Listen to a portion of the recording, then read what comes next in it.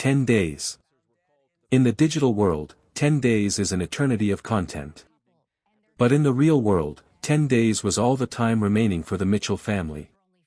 On April 24, Mitchell, a woman who defined the term powerhouse, posted a video that invited the world into her home. She was laughing, the colors were warm, and the vibe was effortless. She joked about the one thing we all take for granted, the future. She joked about growing old with her husband, Matthew. Di wasn't just a social media personality, she was a first-generation success story who had conquered the cutthroat Houston hospitality industry. She was a mother to 8-year-old Maya and 4-year-old Maxwell. She was a titan, a mentor, and one half of the celebrated duo recently named Restaurateurs of the Year. Everyone who saw that post, the hundreds of people who left heart emojis, laughed along with her. But on May 4th, the laughter didn't just fade.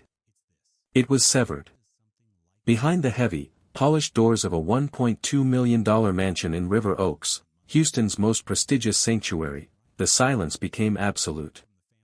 The Mitchells weren't preparing for a dinner service or planning their next global menu. They were being discovered by police during a welfare check that would shatter the community's heart. The paradox of this case is haunting. How does a woman who was always on her toes, always planning, and always present, vanish into a Monday evening silence? How does a family that appeared to have mastered the architecture of perfection collapse so violently from within? Today, we aren't looking at the headlines. We are looking at the cracks in the foundation. We are going behind the curated Instagram feeds and the Restaurant of the Year awards to find the invisible weight, the financial ghosts, the alleged paranoia, and the hidden pressures that crushed the Mitchell family before anyone even knew they were struggling. This isn't just a headline, it's a deep dive investigation. From the first 5:25 p.m. welfare check to the latest HPD filings, we stay on the story long after the news cycle moves on.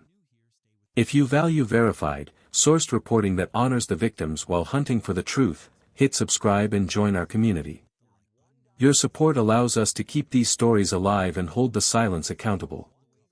The silence in River Oaks is different from the silence anywhere else in Houston.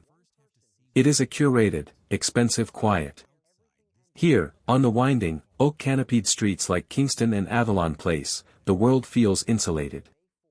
The lawns are not just mowed, they are engineered into velvet geometric patterns. The air is thick with the scent of jasmine and the low hum of high-end HVAC systems. It is a neighborhood of old money and new success, a fortress of the American dream where the gates are meant to keep the chaos of the outside world at bay. But on Monday, May 4th, the silence at 2113 Kingston Street had soured. It wasn't the peaceful quiet of a sleepy afternoon, it was a heavy, stagnant stillness that had begun to alarm the people on the periphery of the Mitchell family's life. The babysitter had been calling since Sunday night.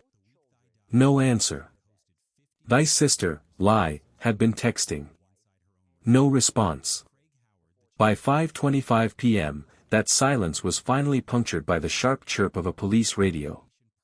As Houston Police Department officers walked up the path to the $1.2 million mansion, they weren't expecting a tragedy. They were looking for a power couple, the celebrated faces of Houston's culinary elite. They were looking for the vibrant woman who had just hosted 50 restaurant tours the week before. Instead, they found a crime scene that would defy every statistic and every logic the neighborhood stood for. To understand how that silence was possible, you have to look back at the two distinct lives that merged to create this architecture of perfection. Di Mitchell was a woman born of grit and aromatic steam. Growing up as a first-generation Vietnamese American in Chicago and then Houston, her playground was the back of her grandmother's and mother's small, traditional Vietnamese restaurant.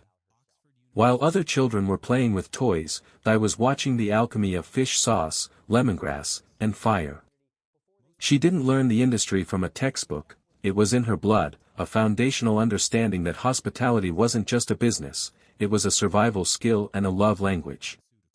She was the embodiment of the upwardly mobile immigrant story. She put in the work, earned her degrees from the University of Houston and Penn State, and navigated the corporate ladders of Fortune 500 companies like Hilton.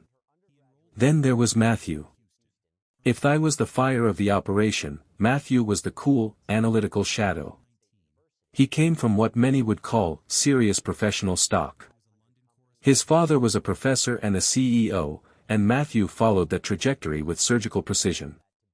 His resume read like a global elite's itinerary: bachelor's from Emory, studies in France and Italy, a stint at Oxford University in England. He spent years as a journalist in London, Paris, and New York before pivoting into the high-stakes world of pharmaceuticals. For 14 years, he reigned as the CEO of the Texas Center for Drug Development. When they met in 2010, they were two ends of a spectrum. Their first date, a 2 a.m. run to House of Pies, was the bridge. Matthew, the refined pharmaceutical executive, didn't flinch when I ordered a late-night chicken fried steak. He won her over by showing up to a massive Vietnamese family gathering and diving into the traditional food without a single moment of hesitation. They were a match of ambition and elegance. They were, by all accounts, a love story written in the stars and refined by business degrees. By 2019, they had translated that personal chemistry into a commercial empire. They walked away from the corporate world to build Travelers Collective. Their flagship, Travelers Table in the Montrose neighborhood, wasn't just a place to eat, it was a curated map of their own marriage. The menu was a testament to their actual travels: Thai duck pad cew, Indian butter chicken, Nigerian suya skewers. The success was immediate and deafening. The culinary world couldn't get enough of them. They weren't just local favorites, they were national stars. Guy Fieri brought diners, drive-ins and dives to their doorstep. Their chefs were winning on Beat Bobby Flay and appearing on Guy's grocery games. By 2025, Yelp ranked them number 2 in one of the most competitive food cities in America. They had just opened a second location, Traveler's Cart, fueled by a $2.35 million funding round. They were the Restaurateurs of the Year. They were a ray of light in the community. They were the couple that everyone wanted to be: successful, beautiful, and apparently, deeply in love. But within this architecture of perfection, there was a discrepancy that no one noticed until it was too late. That was the public heartbeat. Her Instagram was a living archive of joy, a vibrant, breathing record of travel content from Japan to Mali, business milestones, and sweetest mom time photos. She was a woman who lived in the light, documenting every milestone of her children, Maya and Maxwell. Matthew, however, existed in a state of digital silence. In a world where everyone documents everything, he had zero social media. Not a single account. His entire public persona was filtered through this lens. To the world, he was the supportive husband laughing in the background of her videos. But in reality, Matthew Mitchell was a man of identities. He had been the London journalist. He had been the pharmaceutical CEO. He had been the culinary student. Each time, he had the ability to close a chapter on himself entirely and start over. The people in his pharmaceutical world barely knew the restaurant owner. The people in the restaurant world knew nothing of the journalist. He was a man who knew how to disappear while standing in plain sight. The week before May 4th was a whirlwind of peak Mitchell success. Di was standing in her restaurant, dynamic and visionary, being told she would one day lead the entire Texas Restaurant Association. She was planning collaboration dinners. She was present. She was looking forward. But while Di was documenting their anniversary in St. Kitts and picking out wedding dresses with 8-year-old Maya, rating her mother's choice a perfect 10 out of 10, Matthew was quietly closing the final chapter on a life he had spent decades constructing. The architecture was flawless from the outside, but the foundation had already turned to glass. And Matthew wasn't planning on leaving anyone behind. In the high-stakes theater of the Houston culinary world, success is often a mask for a different kind of struggle. By early 2026, the Mitchells appeared to be at the peak of their powers, but beneath the surface, a financial ghost had begun to haunt the hallways of their empire. To the public, the opening of Traveler's Cart was a victory lap, a second location at 1401 Montrose Boulevard that signaled the birth of a dynasty. But the balance sheet told a more harrowing story. The expansion had been fueled by a $2.35 million funding round. In the business world, that number is a vote of confidence. In the reality of 2026, it was a mountain of debt. The hospitality industry was navigating a perfect storm. Labor costs had reached historic highs, insurance premiums were skyrocketing due to the increasing climate risks in the Gulf Coast, and the rent in Montrose, one of Houston's trendiest corridors, was unforgiving. Running a restaurant in this climate wasn't just about good food, it was a brutal, daily war against razor-thin margins. While I appeared on Houston Matters to speak eloquently about the industry's pressures, she was describing a reality she was living every single hour. They weren't just selling experiences, instead of utility meals, they were trying to outrun the rising tide of a $2.3 million liability. Yet, those who knew them best insist that money alone doesn't explain the end. A restaurant editor close to the couple was adamant, there was no indication that financial collapse was the trigger. If money was the ghost, something much darker was the architect. This is where the narrative shifts from the ledger to the mind. Following the tragedy, unverified but persistent allegations surfaced from sources close to the case. In the months leading up to that May afternoon, Matthew Mitchell had reportedly begun a descent into paranoia. Paranoia is a silent thief. It doesn't always announce itself with shouting or visible mania. Often, in high-achieving individuals, it manifests as a tightening of control, a withdrawal from the social fabric, and a secret, internal rot. Because Matthew had no social media and kept his interior life offline, there was no digital trail of his decline. He was a great friend to his head chef and a ray of light to his colleagues, but behind closed doors, the weight was becoming structural. A close friend of the family later wrote a tribute that became the epitaph for this hidden struggle. Matthew, there are no words for the weight you must have carried. This kind of pain doesn't make sense. Love was there, and still it wasn't enough. It is a haunting admission. It suggests that even in a home filled with the warmth of a decade-long marriage and the laughter of 2 children, an invisible barrier had formed. Matthew was drowning in a room full of people who loved him, and he didn't, or couldn't, reach for a hand. To understand why a man like Matthew Mitchell might turn a gun on the people he loved most, we have to look at the grim behavioral science of familicide. Criminologists and psychologists often point to a specific profile, the high-achieving male. These are men whose entire sense of self is tethered to their public identity as a provider, a protector, and a success. Matthew was a man of identities. He had successfully been the journalist, the CEO, and the culinary star.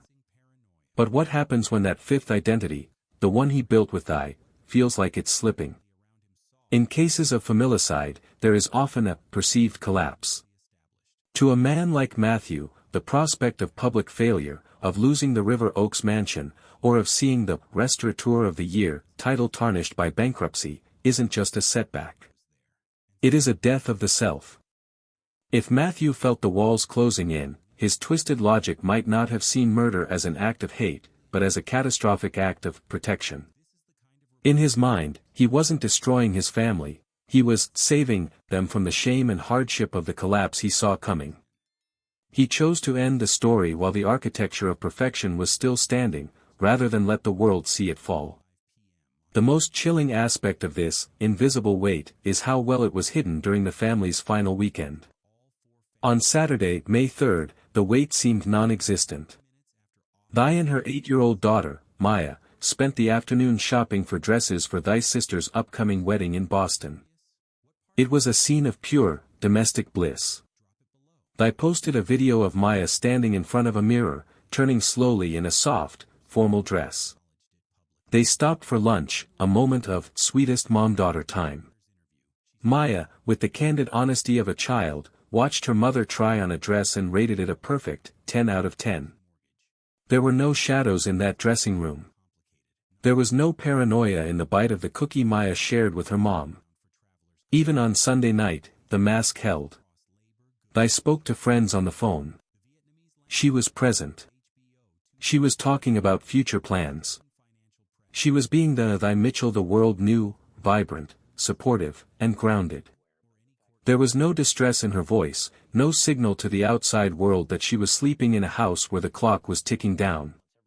Whatever happened in that house, happened in the dark, after the world had stopped looking. The silence began Sunday night and stretched through a long, agonizing Monday.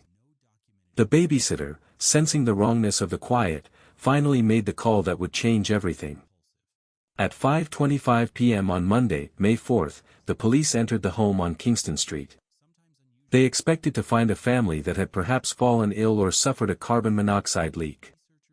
They expected a welfare check. Instead, they found a crime scene that would haunt the Houston PD for years. Di, Maya, and Maxwell were gone. Matthew was gone. But as the medical examiner began the grim task of establishing the timeline, the case veered from a tragedy into a mystery. The official time of death for the children was documented as 6:11 p.m., a full 46 minutes after the police had already arrived at the scene. It is a gap in the timeline that remains unexplained, a final, dark question mark hanging over the Mitchell family home. The finality of the Mitchell case is found not in the high-rise offices of pharmaceutical firms or the bustling kitchens of Montrose, but in the stillness of two children's bedrooms. When Houston police breached the threshold of the Kingston Street home, they were met with a silence so profound it felt heavy. There was no struggle, no signs of a forced entry, and no chaotic disarray. Instead, they found the ultimate betrayal of the most sacred pact in human existence, the safety of a child in their own bed. Maya, just 8 years old, and Maxwell, only 4, were found in their beds. It is a detail that investigators and the public have struggled to process. The bed is the place of ultimate trust, the site where a parent tucks their child in, kisses their forehead, and promises they are safe from the monsters under the bed. In this case, the monster was the one who had tucked them in.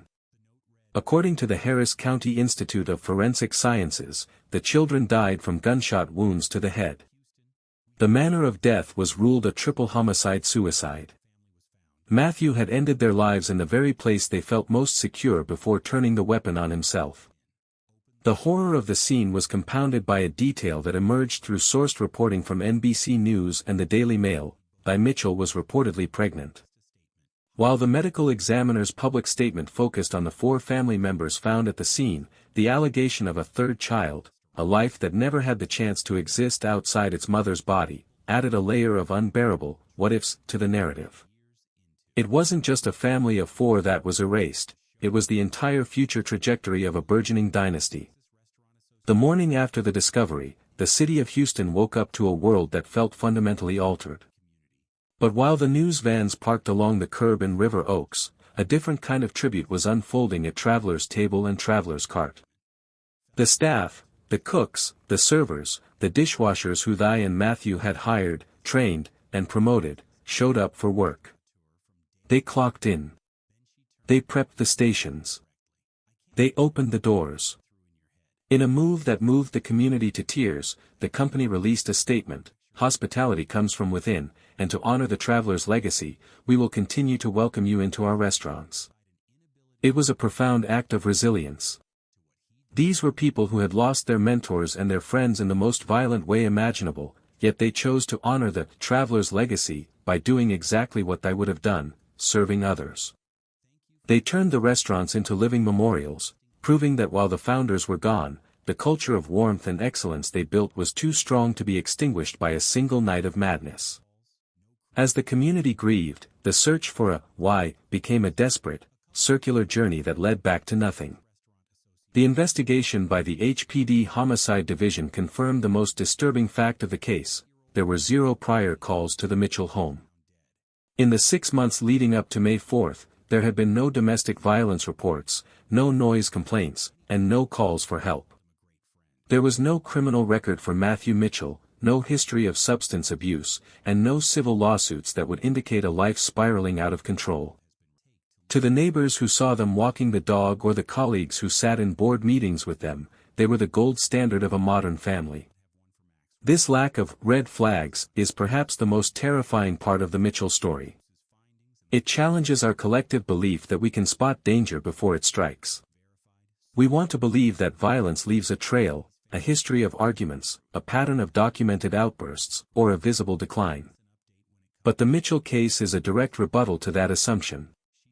It proves that a crisis can be entirely internal, built in the silence between one Instagram post and the next, completely invisible to the systems designed to intervene. If there is a moral lesson to be found in the wreckage of Kingston Street, it lies in the babysitter's instinct.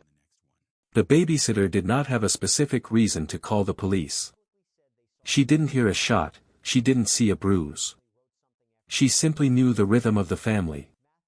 She knew that when the Mitchell went dark, it wasn't just a dead battery or a busy afternoon, it was a deviation from the soul of who she was. Sometimes, the only warning sign isn't a scream or a plea for help. Sometimes, the warning is just a silence that lasts a few hours too long.